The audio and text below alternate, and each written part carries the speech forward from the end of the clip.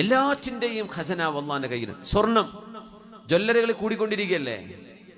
കഴിഞ്ഞ നൂറ്റാണ്ടിലുള്ള പോലെയാണോ ഇപ്പോഴേ? ഈ സ്വർണമെങ്ങാനും കുഴിക്കാൻ മനുഷ്യൻ തുടങ്ങി, ഇരുമ്പ് കുഴിച്ചെടുക്കുന്ന പോലെ സ്വർണം കുഴിച്ചെടുക്കുകയായിരുന്നുവെങ്കിൽ, നിങ്ങൾ സങ്കല്പിച്ചിട്ടുണ്ട്, അത് വലിയൊരു നിഅമത്താണ്.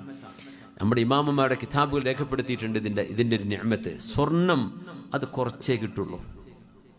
ആഫ്രിക്കയിലുണ്ട്, ഉഗാണ്ടയിലുണ്ട്, നൈജീരിയയിലുണ്ട്, ഇവിടെയൊക്കെ വേറെയും ഒരുപാട് ആഫ്രിക്കൻ രാജ്യങ്ങളിൽ സ്വർണത്തിൻ്റെ മൈനുകളുണ്ട്, സ്വർണത്തിൻ്റെ കുഴികളുണ്ട്. വലിയ കുറച്ചേ കിട്ടുള്ളൂ.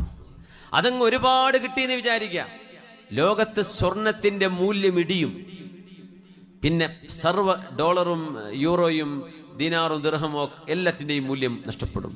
എല്ലാറ്റിൻ്റെയും കറൻസി മുഴുവനും അതിൻ്റെ മൂല്യം ഇടിയും. ലോകത്തിൻ്റെ സമ്പദ് വ്യവസ്ഥ അങ്ങ് തകരും. അതുകൊണ്ട് അള്ളാഹു കുറച്ചേ കൊടുക്കുള്ളൂ സ്വർണം. ഇത്രയൊക്കെ ടെക്നോളജി കയ്യിലുണ്ടല്ലോ. എന്നാൽ പിന്നെ ഒന്നിച്ചങ്ങ് കുഴിച്ചെടുക്കല്ലേ? അടുത്തൊരു 100 കൊല്ലത്തേക്ക് അള്ള വെച്ചത് നമുക്ക് എടുക്കാൻ പറ്റുമോ? എടുക്കാൻ പറ്റില്ല. ഓരോ കാലഘട്ടത്തിനും അള്ളാഹു ആവശ്യമായതേ കൊടുക്കുള്ളൂ. അതാണ് എല്ലാറ്റിൻ്റെയും ഖജനാവ് എൻ്റെ കയ്യിലുണ്ടെന്ന് പറയാം. പക്ഷെ നിങ്ങൾക്ക് ആവശ്യമുള്ളതേ ഞാൻ ഇവിടെ തരുള്ളൂ. സുബ്ഹാനല്ലാഹ്. സ്വർണവും വെള്ളിയും ഇരുമ്പ് കിട്ടണ പോലെ കിട്ടൂല. ഇതൊക്കെ ഭൂമിക്കുള്ളിൽ കിടക്കുന്ന സാധനങ്ങളാണ്.